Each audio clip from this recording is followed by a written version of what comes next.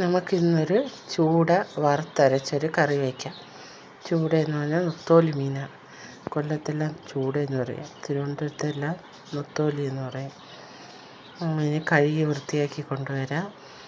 തേങ്ങ വറക്കാൻ വേണ്ടി ഒരു ചട്ടി അടുപ്പത്ത് വെച്ച് തേങ്ങയും 2-3 കൊച്ചുള്ളിയും കൂടി നല്ലതുപോലെ മൂപ്പിച്ച് എടുക്കുക. ഒരു ബ്രൗൺ കളറാകുമ്പോൾ അതിനാവശ്യത്തിനുള്ള പൊടി, മുളക് പൊടി, മല്ലിപ്പൊടി, മഞ്ഞൾപ്പൊടി, കുരുമുളക് പൊടി, ഇച്ചിരി ഉലുവാപ്പൊടി കൂടി ഇട്ട് നല്ലതുപോലെ ഒന്ന് ചെറിയ തീയിൽ ചൂടാക്കി അത് ഓഫ് ചെയ്ത് വയ്ക്കാം.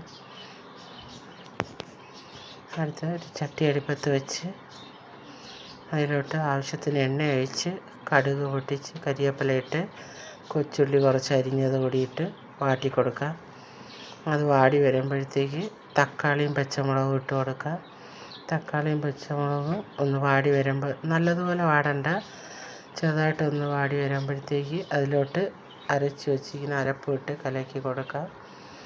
ആവശ്യത്തിന് ഉപ്പിട്ട് കൊടുക്കുക. പുളിപ്പിനാവശ്യമായ പിടിപുളിയാണ്, അത് പിഴിഞ്ഞൊഴിച്ച് കൊടുക്കുക. എന്നിട്ട് അരപ്പ് തിളയ്ക്കുമ്പോൾ നൊത്തോലി മീൻ കഴുകി വൃത്തിയാക്കി വെച്ചിരിക്കുന്നതും കൂടെ ഇട്ട് ഒന്ന്